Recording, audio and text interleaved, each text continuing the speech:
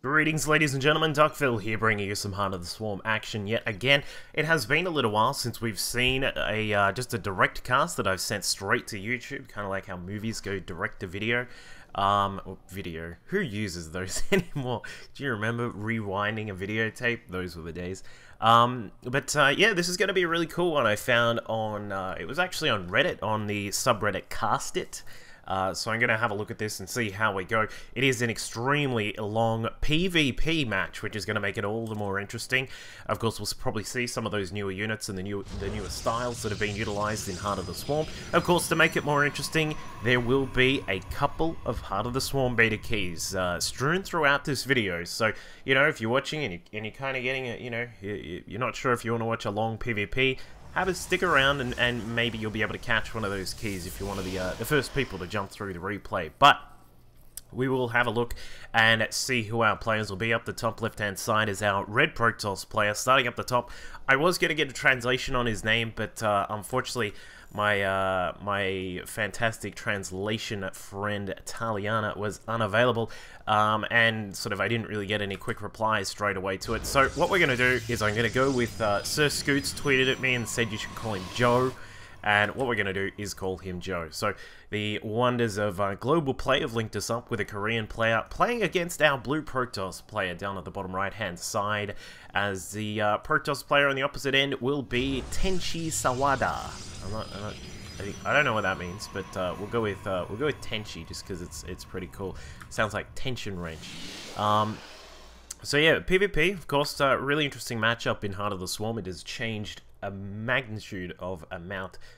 Wait, I don't know if that makes sense, but it has changed a great amount with the advent of the Tempest, of course, adding in a lot of what used to be a full-on anti-Colossus measure in the Tempest, but given the recent changes to the way that it does its damage, that it no longer does a bonus to any massive units, it's now a way to deal with things in the air primarily, but of course you can also use it to deal with Colossus, because you can throw out a couple of Tempest, and instead of having your generic sort of PvP where the game ends in Colossus versus Colossus battles and whoever has the best concave or the best amount of Colossus wins, if there are a few Tempests thrown in, they do a lot of damage from long range and can really help sort of break up the monotony of this particular matchup. So I'm expecting to see that sort of thing come into play, of course, with people sort of recognizing this and evolving to the particular styles of how PvP works in HOTS.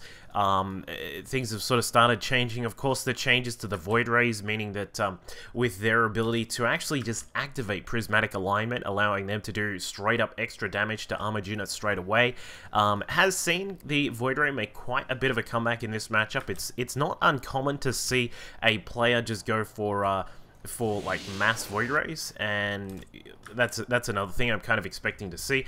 A few other changes, of course, you know, we've had the Mothership Core has been added in, and her ability to detect with the Envision spell has been moved across to the Oracle. So I kind of feel at the moment like a lot of players are going to go for Stargate-based plays these days, just because of the fact that an Oracle is a fantastic way to put a little bit of pressure on your opponent. If you can jump into a mineral line, and if there's no defense there, you can absolutely tear apart the probes and the workers, and that applies in all matchups. But particularly in this one, I think it's very dynamic because the Oracle also adds in the Envision spell, so that you can be safe against DTs if DTs come along.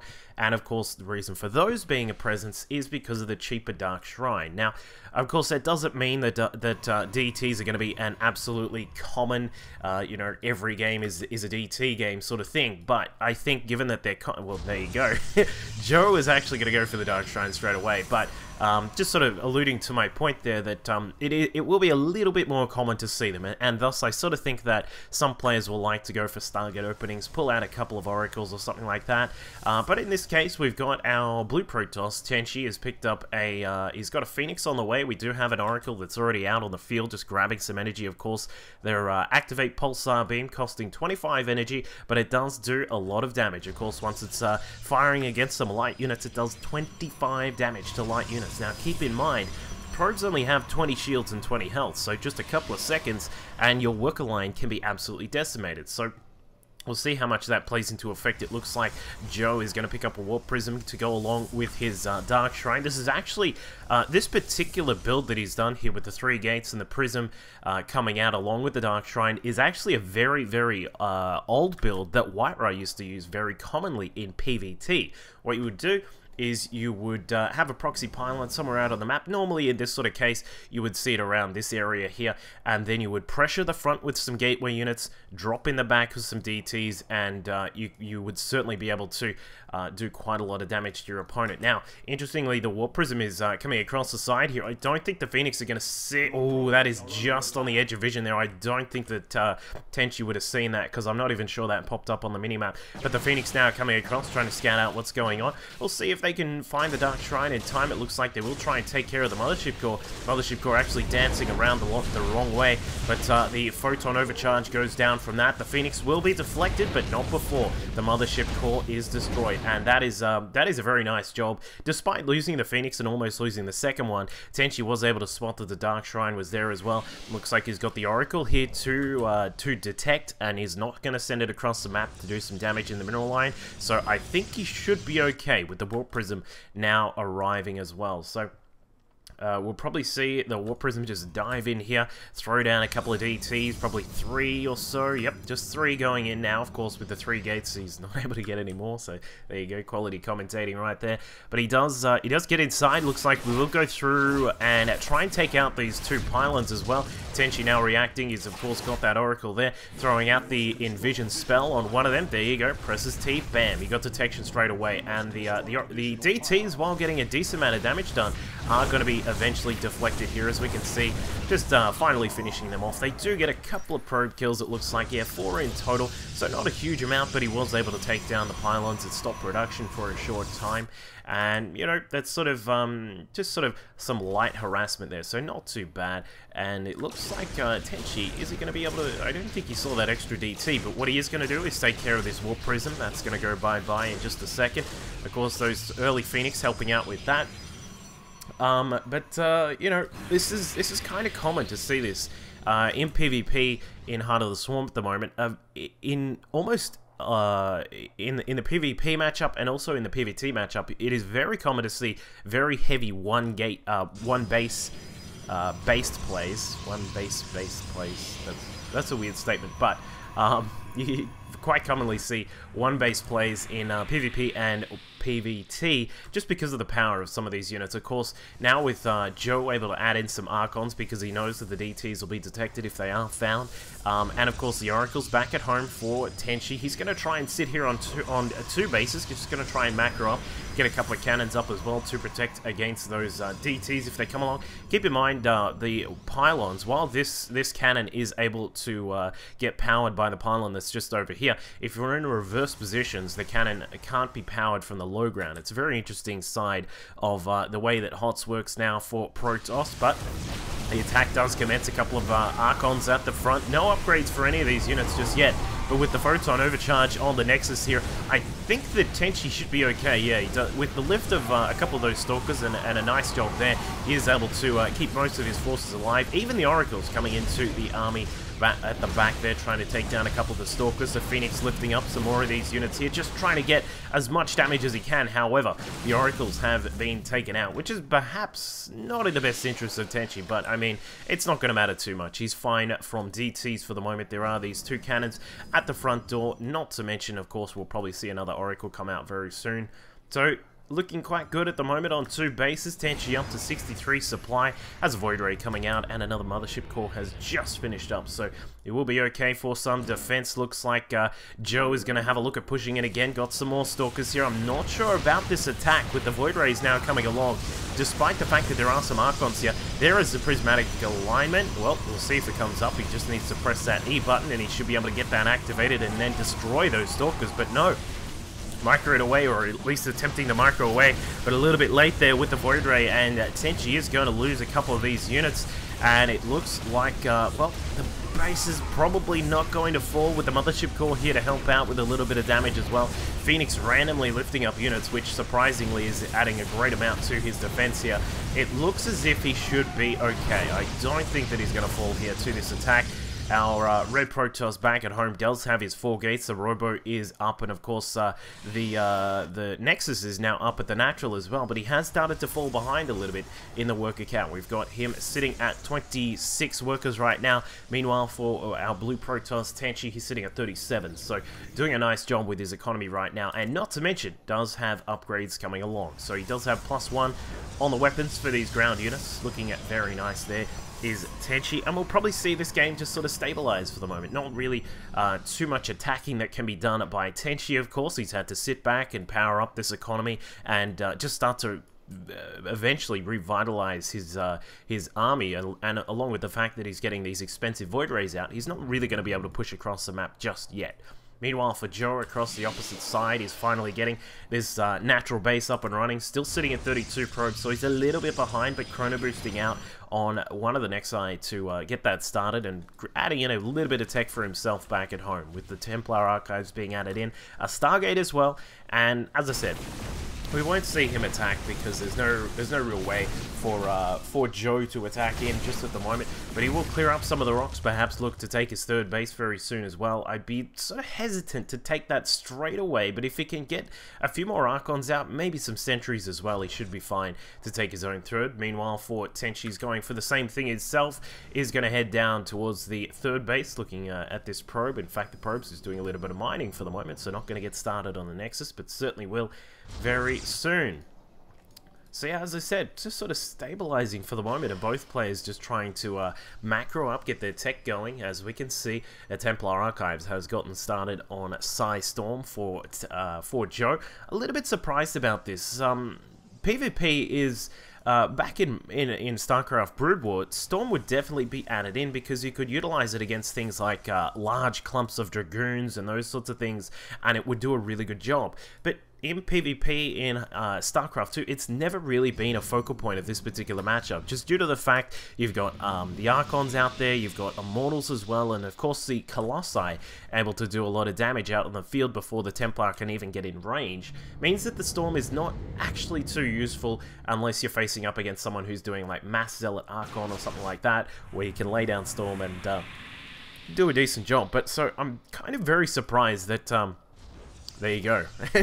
he was also surprised about that as well. He cancels the Psy Storm research there. Of course, it's 200, so it's not exactly the cheapest of upgrades to get, especially if you get it accidentally. So I am reasonably happy that Joe has decided to cancel that for the moment.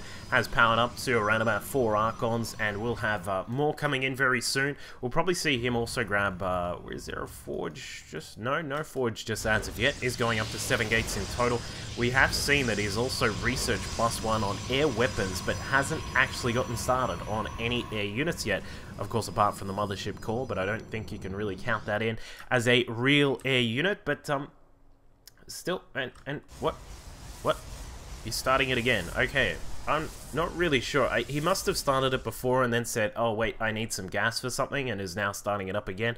I still do not think it's actually worth it in PvP, unless you have that specific scenario I mentioned before, where your opponent's got a lot of Zealots, or you're trying to do Storm drops or something like this. But as we can see, our blue Protoss TenchiSaWaDa is getting his Void Ray count further and further up in the count there, going up to around about 3. We got another one on the way. He's also adding in some Archons as well, and the upgrades at the moment looking very, very good for Tenchi, with 102 just now finishing up for his units. He's also got +1 to air weapons on the way, so he's in a very nice position right now, especially being up at 128 supply, 133 supply in fact right now, with a Robo just finally getting started over here at the 3rd base. It's kind of odd to see a Robo being placed down in a position like that.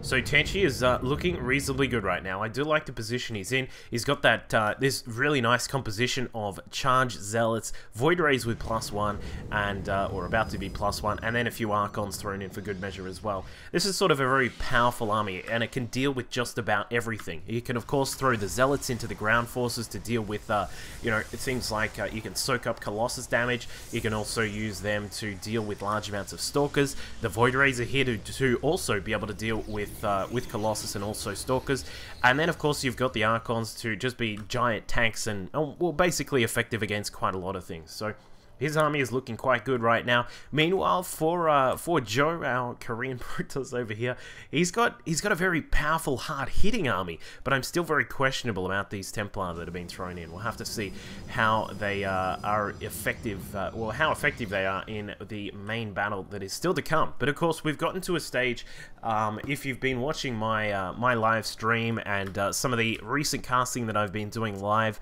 for the C Clan League, then you'll know I sort of have this theory about PvP where it generally sort of starts off with cheese, and then you go to 2-base sort of play, and then you go to late game stages where no one attacks each other for quite a while. And it looks like we will have actually an attack finally beginning here for one of these players.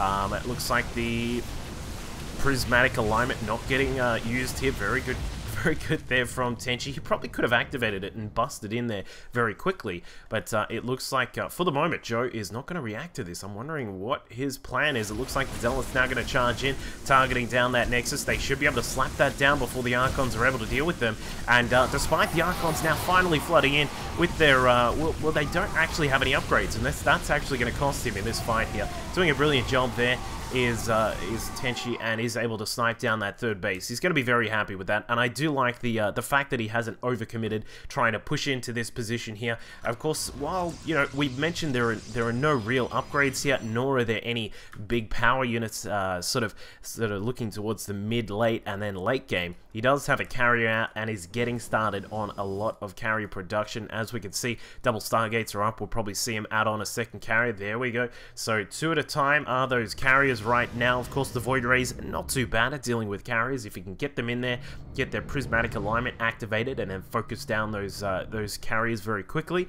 But the difference being at the moment, Tenchi is sitting up at 62 workers right now, sitting on 4 base and mining away from 8 Vespene gas right now is looking very, very nice for him. Now, this is one thing that I love about HOTS PvP. No Thermal Lance, no double robo, no crazy Colossus numbers, just a different sort of style here, a different mixture of units, and it's very cool to see instead of the standard monotony of PvP in Wings of Liberty. So I certainly do appreciate the changes that Blizzard have made for Protoss here. And it looks like Tenchi, with the Warp Prism now scouting around the map, has found a 4th base of Joe, and is going to try and get some damage done here. He's also got an observer keeping an eye on the natural base here, and should be able to see that that is nicely mining as well. I'm not sure what this Prism is up to. Looks like it's finally going to attack in. A few Zealots going to distract at the front, just running in there saying hello, don't look over at your 4th base or anything like that. But good reactions from our Korean Protoss. They're able to pull the probes out before too many Zealots get their damage done. But the question is, has he been able to see this Warp Prism now streak inside the base? Drops down 6 Zealots. They're going to go to work on the Fleet Beacon there. And while this is all going on, of course, a couple of Zealots are still down here at the 4th and getting some good damage done. But the carriers have been spotted, but the Fleet Beacon has now been removed. And while the Tempest did get started, that's only going to be one of them for the time being until another Fleet Beacon gets constructed. And he was lucky enough to get started on +3 weapons as well, which normally does require the Fleet Beacon. But the one Zealot inside still remaining is able to clean up a couple more buildings there. Of course, we saw a pylon going down, but the Warp Prism has been destroyed. A few more random packs of Zealots now going out on the map. So Tenchi is just trying to put on this multi-point pressure here, and has done a decent amount of damage with it. I mean, as we saw, he hasn't really destroyed any worker counts or anything like that, but he has been able to distract his opponent, and I'm not exactly sure what these Stalkers are up to right now. Trying to attack into that 4th base, and Nexus is in no way, shape, or form going to go down, as the Archons and the Zealots now push across to clear that attack up. Interesting to see that there are still no ground upgrades at all, but of course, with Joe now taking into this very high-powered but extremely expensive army of Tempest and Carriers, he is going to have a really powerful air army, and a lot sooner than his opponent. Whereas for Tenchi, he's got a couple of carriers out and a couple of Void Rays, but sort of in my experience so far, Void Rays do tend to lose against a mixture of Carrier Tempest. So, you know, this will definitely be a little bit of a learning experience for me as well. I haven't actually played too much Heart of the Swarm just lately, so, you know, things may have sort of switched around a little bit, but as we can see, Tenchi continuing on with his pressure, jumping into the 3rd base, able to take down the gateway wall there, and does walk inside, and the Zealots will go down, but still, No real threatening maneuvers from either of these players just as of yet. They're happy to sit back. Of course, Joe is now taking his 5th base down to the side. We'll probably see Tenchi also go for his own 5th base. In fact, interesting positions here. He's coming across to what is sort of going to be his opponent's side of the map. It looks like we are going to have a mid-map split, but... well, it originally looked like we were going to have a mid-map split, but it doesn't look like that is going to be the case right now. With Tenchi, the unit count sitting up at, wow, look at how far that bar goes across. We've got 4 carriers for Tenchi. He's got 8 Void Rays, of course, doing that brilliant extra damage there. 12 on Armored, plus 6 when you activate the Prismatic Alignment, and a couple of Templar on the ground, and of course that Warp Prism, which where is it? I think it was... ah, there it is. Just up here at the 5th base, that Warp Prism did get across. Going to drop in some Zealots to say hi there. Going to see if Joe is able to deflect this properly. Drops in a few DTs of his own, and will be able to push back that attack for now. The Warp Prism going to head across to the side. Meanwhile, the unit count for Joe is currently sitting at a total of 4 Tempest, 3 Colossi, a Sentry, and a lot of Templar. 11 Templar are out on the field for him at the moment. He has just lost quite a few of his Zealots across to the side, but he does have this 5th base in operation, however, getting very low on health. So... again, it's still, this game, these players are just sort of sitting back for the moment. Of course, Tenchi, now up at 198 supply, has an extremely powerful army here with all of these Tempests now thrown in. Of course, he did grab a couple of extra Stargates just back at home, now up to 3 and possibly more. Yeah, 4, 5 Stargates, 6 in total, means that he is able to crank out quite a lot of these air units. Now, when you sort of get to this stage here and you've been going along with your upgrades as well, of course, we see him on 112 on these air upgrades, looking very nice and looking like he's getting prepared for a possible push very soon. What you want to do, like a lot of players in Wings of Liberty, if you were lucky enough to get to the stage of late game PvP where it does start to transition into air units, you would make sure you get out a mothership to provide the cloak and of course recall and these kinds of things. I kind of feel like this is actually a little bit more of a situation where keeping the Mothership Core may actually be a little bit more helpful. If your opponent does get a large Stalker-based army, throw out a Time Warp. If you are going to get into a little bit of trouble with your attack, recall back. You should be okay. If you've still got enough energy because you didn't use the full 200 energy on the Mothership Core, you can also throw down a Photon Overcharge on a Nexus, and there we go.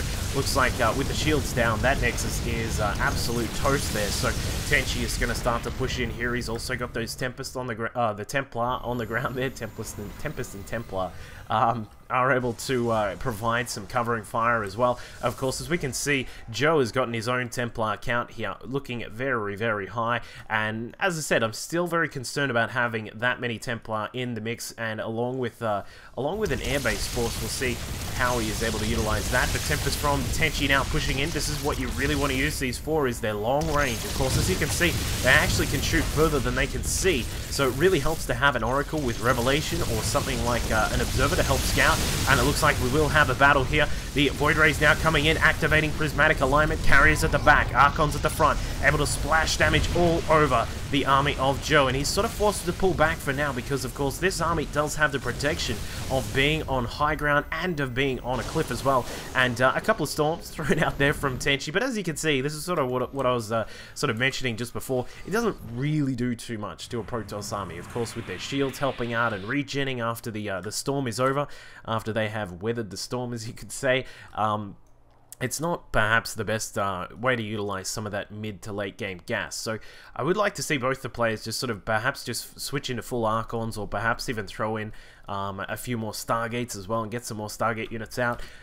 Keep in mind, we're both sort of sitting at around about 60 supply on the workers, so just sitting at that nice amount where it's enough to keep your mining going at an efficient pace, but also it's not too much that you're eating in too much of your army supply. So both of these players are playing just really, really nicely, nice and smooth, nice and crisp as well. It's like a milkshake, and I love it. Triple Forge is on here for Joe. I'm a bit interested in that. He's got all of his upgrades pumping along. We got 2-2 done on everything except, oh no, it's everything has 2-2. So these Archon's going to do a lot of damage, of course, 31 damage. It does splash, just a small amount, and well, we'll keep an eye on the unit count as well. We've currently got Tenchi sitting on a total of 6 carriers. He's got 8 Tempest as well, along with 10 Void Rays, along with, you know, the assistance of the Mothership Core and a couple of Templar on the ground. Meanwhile, for our red Korean Protoss player, we've got him sitting at a little bit higher of a ground count here. He's sitting with 10 Archons on the ground, 7 Tempest, along with 3 carriers, and a big total of 10 Templar on the ground as well. So things... It's interesting. It's a very interesting situation right here. You know, we've kind of got the upgrades still continuing to come along. We've got Tenchi just finishing up with his +2 to air armor very soon. Of course, his +3 to shields will be done soon as well. And there we go. There's that observer spotting on a little bit of a longer distance there for the Tempest. They're able to fire down. I love that they changed the animation for the firing of the Tempest. It looks really cool. Looks like you're firing you know, very little balls or something, but it does look pretty cool, of course. And keep in mind that the Tempest will do extra damage against other Tempests, so the fact that we're going to have a Tempest versus Tempest fight very soon is going to be an interesting thing to keep an eye on. And there it is. He's going to switch in some more Archons here. I do like that. And as we look at the damage for these Tempests, they will do 39 damage against ground units and 95 damage. Read it again. 95 damage against massive air units. So that means that, you know, against the carrier, it's only going to take a few shots for a carrier to get blasted down. For a Tempest, it's the same sort of situation. You know, they've got, in fact, exactly the same health and shields there. So all of these units here need to be very careful. They need to be firing in the same sort of timing as well. Of course, it's going to turn out a little bit like a Colossus versus Colossus battle here. What you want to have is a big line of units, a nice spread and a nice concave, so that all of your units are firing at the same time. If some of these units, let's say these two at the back here for Tenchi, were late to firing at the units of Joe, then we may see him go down, just simply because the units of Joe will go down at a slower pace. But the storms come out. Looks like we'll have a battle here. A time warp thrown on top of the on the Tempest there. That's quite an interesting situation. But the storm's going down. Of course, Storm's doing a really good job against the Interceptors as well. And it looks like Joe is going to force his opponent back here with the Archons on the ground, able to do extra damage against, well, not extra damage, but able to throw out their extra damage against the units in the sky. And the Tempest not really able to do a fantastic job back at them. It looks like Joe will force his opponent back for now with that much higher Tempest count. Of course, those Archons on the ground also helping out quite a bit. And it looks like Tenchi, his extra base down at the side here has been spotted. Of course, the unit count of Tenchi has absolutely plummeted. He's down to 2 Tempests, 4 Zealots, and that's it. That's all he's got right now. He's urgently chrono boosting out Void Rays and trying to get out as many of those as he can. Of course, keep in mind that Void Rays will be able to do extra damage against these Tempests, and the Tempests won't do bonus damage against them. But, you know, this is still going to be a very interesting fight coming up very soon once those Void Rays come out from Tenchi. And now we do see the first batches of them starting to come out. Of course, his base up at the top here, well protected with a lot of Archons out. He's also got a couple of cannons here to protect as well. The base across to the side for Joe is still in operation and looking very good right now. More DTs have come in, going to switch those into Archons. Wow, the Archon count is going to be like 15 or something right now for Joe. It's going to be incredible. You don't see that every day. Along with a couple of Templars still on the ground. His Tempest count's still sitting at a very, very comfortable 9 Tempest.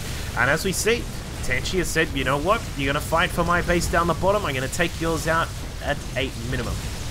So he does come through here. The Void Rays activating their prismatic alignment, or at least it looked like they did. I'm not actually sure if they completely did. But the Archon's able to sweep through there and kill quite a lot of those units. And now we have the massive amount of Archons starting to push through from Joe. He's up to 14 Archons out on the field at the moment. 9 Tempest and a couple of carries at the back as well. But DTs have been added in by Tenchi. And there is actually no detection here at... Oh, okay, sorry. There is an observer here.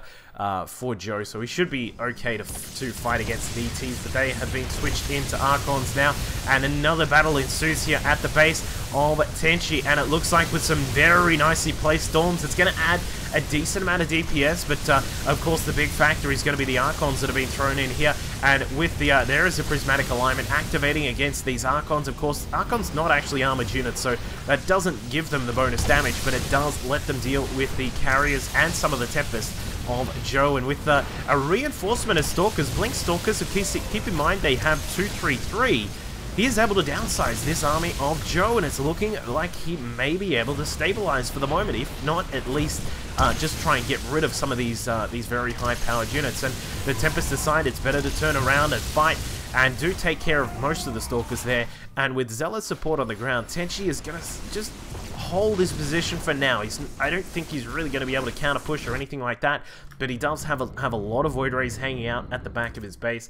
Has a total of 10 on the field at the moment, 3 Stalkers, a Tempest, a couple of DTs, and 11 Zealots. So he's starting to sort of transition back to it's kind of weird. It's kind of like you transition back to an earlier phase of the game where there's a lot of gateway units out, and the air units are only comprising of a small amount of the forces. But Tenchi going to attack across the map now. The Zealots just running across, trying to reach this opposing base on the opposite side to see if they can take it down before that gets mining. But DTs and Zealots now warped in from Joe, and he's able to clean this up with relative ease. So both players just fighting back and forth for their bases, and Joe has decided, you know what, you may have the gas here, but I'm going to have the Nexus, and he's going to take that one. And of course, looks like Tenchi is going to retake this base up at the top left-hand side for himself as well. So things have really been quite back and forth, and you know, some players, one of the players will lose quite a lot of their army and then resupply on a different max of units, and then the other will do the same thing.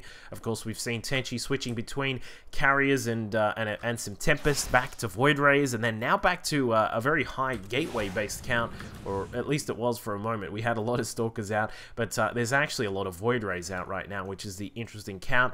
But as we can see, is that... yeah, it is. It's a Tenchi DT, and there is no Observer here. That's an interesting situation. But the DT is it's going to go back home. Alright, so it's going to switch back around. Let's have a look at the mining for both of these players. The main base, of course, of Tenchi, the third, and also the natural are gone. The fourth base is just about done as well. His fifth still mining at a decent pace, and of course he's looking to keep this sixth up here. Meanwhile, for Joe, what has he got? He's got no third, no main, of course, no natural, and his fourth is just about gone as well. Effectively the same sort of level of mining. The only real difference that we've got is that Joe still has quite a lot of these Tempest out, along with carrier support as well. His upgrades are currently sitting at 233, so not doing too badly there. Looks like there's another Zealot force from Tenchi now pushing inside his opponent's natural base here. Not sure about this attack. Just sort of, like, there's no real accomplishment from this kind of push here. Like, there's really, unless you get inside and you kill these Stargates, you kill the Cyber, you kill the Fleet Bacon again, you kill, you know, all these kinds of tech buildings at the back. There's no real reason to waste some of that, waste some of those minerals, unless you're attacking at the same time and getting a distraction going. But he does have a lot of Void Rays out, of course. They are able to absolutely tear apart these buildings, doing that the extra damage against armored units and buildings, of course. And if need be, he can throw out the prismatic alignment. Looks like the air army of Joe is going to come back across the map. The carriers, the Tempest also coming back, and as we said before, Tempest not able to do extra damage against Void Rays, so they are just going to do their simple sort of air attack damage, which is not as large as the main attack when it's against massive units. Only 39 damage, just like when it's against ground units. So the Void Ray army from Tenchi is a very, very good decision right here. And if he can keep this base in operation and this one as well, then I think he's going to be in a very nice position. The only issue he has to deal with is the fact that, well, the Tempest are here. And despite the fact that they're not going to tear apart those Void Rays, with their long range and with some good spotting from observers, he may still be able to take a fight against that large count of Void Rays. So You know, as I said, this sort of stage of PvP is a little bit of a different learning experience for me as well. Like, normally in my PvPs, if they get to this late game stage, I go for a much more carrier-centric army than both of these players have gone for. Sometimes it's worked out, sometimes it hasn't. But, you know, still experimenting, of course, the fantastic thing about being part of the beta. Hopefully you guys have seen, well, at least one of the beta keys by now, and if you haven't, or if you have, make sure you post so that, you know, people don't continually try and grab the keys if they're there when they actually aren't. But again, another attack from Tenchi with a lot of zealots. Unfortunately, there are a lot of cannons here. 4 cannons defending this base, and along with an Archon and a couple of zealots, it looks like Joe will keep this base in operation. And if he can keep this one going, then he himself is also going to be very happy with his position right now. Let's have a look at the unit count for these players. We've got 20 Void Rays out for Tenchi. He's also got just a few Stalkers out on the map, a couple of Tempests as well, along with 4 Archons, a couple of DTs, and a few Zealots randomly strewn about on the ground as well. In fact, there they are, all 4 of them. For Joe, of course, he's sitting at a much higher count of the power units. Of course, the Tempest here numbering in 9. His carrier count has slowly but surely crept up. He's up to 6 carriers right now, and looking very good with that. We'll see how he goes in this battle. Unfortunately, a couple of the carriers haven't actually gotten all of their interceptors out, but the battle does commence, and it looks like we will have Tenchi in a very nice position. His Void Rays, this is what I was mentioning before, with the Tempest stuck at the back here, but still able to fire on all of those Void Rays. It looks like Tenchi is going to lose this fight, just because of the simple fact that he cannot get in range of the Tempest. His Void Rays start to slowly die, and while he has been able to take care of some of the carriers, his own two Tempests at the back were not really getting an efficient trade on some of these units here. And the Mothership Core also goes down without being able to provide a recall or anything like that. But another switch here from Tenchi, jumping in with a bunch of Stalkers here. The Stalkers with 333 on their upgrades, of course, firing 2 shots at a time does mean that they do that nice little extra bit of damage here, and the Tempests do get downsized to around about 4 of them now for Joe, but he has kept a lot of them alive. We got Archons on the ground as well, and he's really fortifying this base down here. He knows that this is going to be a very key part of this game, and if he can deal with the large Stalker count on the ground, then he may be able to take this game, but we'll see. Looks like the Tempests are being caught out. Very nicely played by Tenchi, blinking in, is able to get rid of one of the Tempests. Will he get a second one as well? Does get it. Very nicely done. The Tempest count reduced to 2 for the moment for Joe. He is, well, it looks like he's getting a couple of carriers out, but I kind of think, like, the carriers are a little bit more cost efficient than Tempest are. It kind of depends on the composition, especially when your opponent is starting to switch back into that sort of proto phase of Protoss versus Protoss, where you've got a lot of gateway units.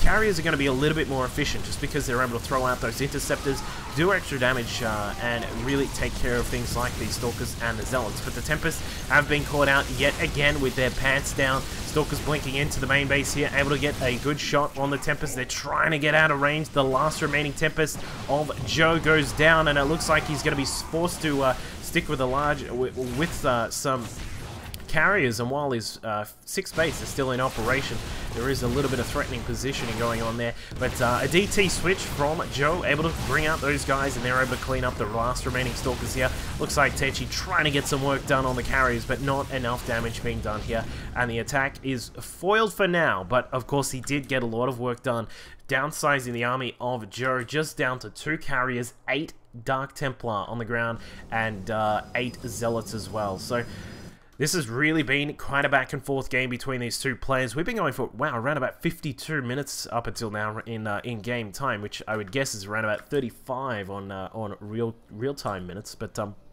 what a really interesting game between these two, with these constant tech switches, of course, the very high-powered units. And, you know, one thing I'll just point out, not a single Colossus, not one, has been used in this entire game. But speaking of bases going down, it looks like Tenchi is going to lose his 6th base up at the top left-hand side. The mining here is almost gone. And of course, without that gas income, he's going to be a little bit troubled perhaps for some reinforcements, but he's able to get his own damage done down here at the 6th base of Joe, with only Zealots to defend this, and just some extremely lucky positioning on those Zealots here. The Zealots of Joe are funneled into a box here, and against 3-3 Stalkers, when you've only got 2-3-2 on your Zealots, it looks like Tenchi is going to be able to win this fight. He may even be able to clean up that base here. The carriers come along to try and deal with that, but they will be forced back for the time being. And it looks like Tenchi is going to lose, not too much here it is at his 5th base, but I mean, it's still a decent amount of work being done around the map by both of these players. Tenchi up to 140 supply. He's trying to get rid of some of these zealots here. A little bit of line blinking there, which I do like to see. DTs and Zealots are now in an interesting composition on the ground for Joe at the moment, but it looks like we have a carrier has somehow made its way out for Tenchi, who was able to scrape up enough minerals and gas to get that out and enough time to get that out. And with the composition of Zealots and DTs on the ground, the carrier will survive for the short term, but with the Tempest on the way, it looks like it is not going to be able to survive too long if the Tempest can catch up. But of course, the Tempest are very slow units, and well, let's have a look at the building right now for both of these players. We've got Zealots now streaming inside the main base again, not really targeting the most efficient sort of buildings here. But I mean, you know, this is again it feels like just another distraction here by Tenchi. So you know, he is able to get a little bit done, but not too much. Back at home for Joe, he's able to crank out a couple of Tempests as well. The armies do battle yet again. Zealots on the ground for both players, but of course Tenchi has the Stalkers at the back. He's looking relatively good right now, but the Tempest at the back are able to provide some covering fire for the Zealots, but there are just so many Stalkers, and Tenchi is able to blink up. If he can take care of these Tempests, he's going to be in a very strong position right now, but Zealots come out and are able to save the day. It looks like the Tempest will stay alive for the moment. No blinking under the Tempest for Tenchi. He's just going to try and keep the Stalkers alive. Of course, at this stage of the game, when you're into the 56-minute mark on the clock, you want to just be as efficient as possible with your units. And it looks like Tenchi was able to get rid of the 2 Tempests. There is a 3rd just hanging out at the backside there, but he is able to catch up with that, and with a blink and perhaps just some focused fire. Actually, no.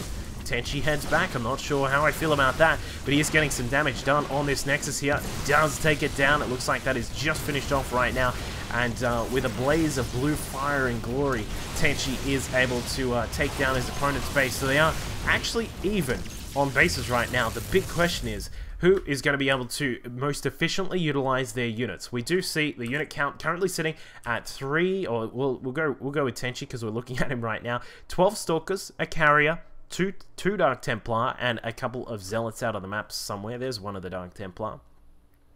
Whereas for his opponent, Joe, our red Korean Protoss, he's got 4 Archons out on the map, 5 Zealots, a couple of Dark Templar, 3 Tempest, and a singular carrier, along with another one just building right now. So, I don't know. I don't know how to call this, of course, because Tenchi's got a very mobile, extremely mobile army. He'll be able to move around the map quite a lot, but his reinforcement ability is going to be extremely low, given the fact that he's having to long-distance mine with every single probe in the world. It's like a highway of probes just coming along here. And it looks like we will see him push across into his opponent's natural. Again, this doesn't really accomplish too much. I'm not really sure what he's aiming for here. What he may need to do is just try some distraction techniques and utilize the fact that he has the blink on these Stalkers along with the 333. But I mean, the key sort of position in this map at the moment is just the fact that this base is now going up for Joe. If Tenchi can get in there and do some damage, then he might be okay. Looks like we will have Archons battling it out. Looks like Tenchi is able to get underneath the air units yet again. Is he able to get them down in time? One of the carriers goes down, but at what cost? We've got Tenchi now down to a much smaller total of Stalkers now. He's got 5 out on the field. He's struggling to reproduce them right now, and with the DTs able to get some good damage done, he should be okay. But I mean, there are some DTs that have come in from Joe as well, and he's able to take down one of the Stalkers. So we'll probably see that Tenchi should be able to bring in a couple more Stalkers very soon. But I mean, he's going to have very, very slow reinforcement ability, and he actually goes for some Zealots. I'm not really sure about that. This is, as we said before, this kind of stage of the game is very much a point at where you need to be extremely cost efficient with your units. You want things that either use energy, or you want things that are just like extremely mobile that you can take advantage of with a lot of micro. Now, Zealots, beautiful damage, beautiful tanking capacity, but I mean, they won't be able to kill the Tempest in the end. They won't be able to win against DTs if there's no detection here. And while there is an observer, it looks like the stalkers of Tenchi are starting to be depleted now, and with, of course, with his mineral count starting to dip and his gas count now dipping as well, it looks like Tenchi is going to be in a little bit of trouble right now because of his capacity to deal with anti-air. Of course, he's only got 4 stalkers and a singular carrier, so this is going to be extremely hard for him to try and get back into this. Given that Tempest can shoot from the back, they can fire from extremely long distance. The carrier is also going to be able to provide that extra DPS as well. Of course, I'm pretty sure they're still the highest DPS unit in the game. So, you know, carriers, are, even just one, is going to add quite a lot here in this situation where we've got a 79 supply Protoss against a 116 supply Protoss. So it looks like Joe is going to be finally able to push into his opponent's base after 100 minutes, or 100 minutes, 60 minutes. 60 minutes, he's finally able to push into his opponent's base. I think this actually may be the end with some reinforcement zealots on the ground, not to mention this 6 base in full operation right now. Joe is going to have a complete advantage over his opponent, able to take down some of these tech structures that are at the front, the Fleet Bacon, the Robo Bay, the Templar Archives, and a couple of Stargates as well. I think that Joe is going to be able to seal the deal here, especially given that Tenchi is no longer mining and has an extremely small gateway force out of the map, which is in no way, shape, or form going to be able to deal with 4 Archons, 2 Tempest, a Carrier, and 26 Zealots out of the ground. So I think this game is going to come to an end in just a moment. It looks like Tenchi is going to try and draw his opponent back, but with those the resources that have been coming in from for Joe, he's just able to resupply himself with some DTs, some Zealots as well. I do like the mixture. His counter units have been really, really good this entire game, warping in just enough DTs to get that extra damage out, but also some Zealots to tank. Very nicely done by Joe this entire game. And while the carrier does come about from Tenchi and tries to help out with that DPS from the air, it is not going to be enough. The Stalkers finally starting to die off here for Tenchi, and he agrees. It has been, well, of course it does suck to lose, but of course it has been an absolutely brilliant game between these 2 players. We've seen a lot of back and forth, a lot of tech switching, a lot of heavy army supply switching, and there you go, a damn fun game. I totally agree, and props to both players. They've done a fantastic job. A thank you there from Joe. And a GG, well played, many thanks for the great game from TenchiSaWaDa. So, really, really cool game there. A PvP that, as we said before, not a single Colossus. Love to see that kind of thing. I've actually, since the inception of Wings of Liberty, have been a very anti-Colossus kind of person. I really don't like the aspect that they add to the game, but it has been a really cool game. We've seen a lot of air units, we've seen ground switches as well, and I hope you all enjoyed that game. Please also be sure to post if you did grab one of those Heart of the Swarm keys that were strewn throughout the game, and of course we'll have more Heart of the Swarm stuff coming up soon as well, and keep an eye on AfterHoursGaming.tv, where I've been doing some casting for the After Hours Gaming League Season 3, and I hope you all enjoyed it. We'll see you all next time. Gotten rid of any attempted 5th base just across to the top left, and just in time the hatchery at the 3rd goes down. Looks like the Warp Prism is trying to make itself useful just once again.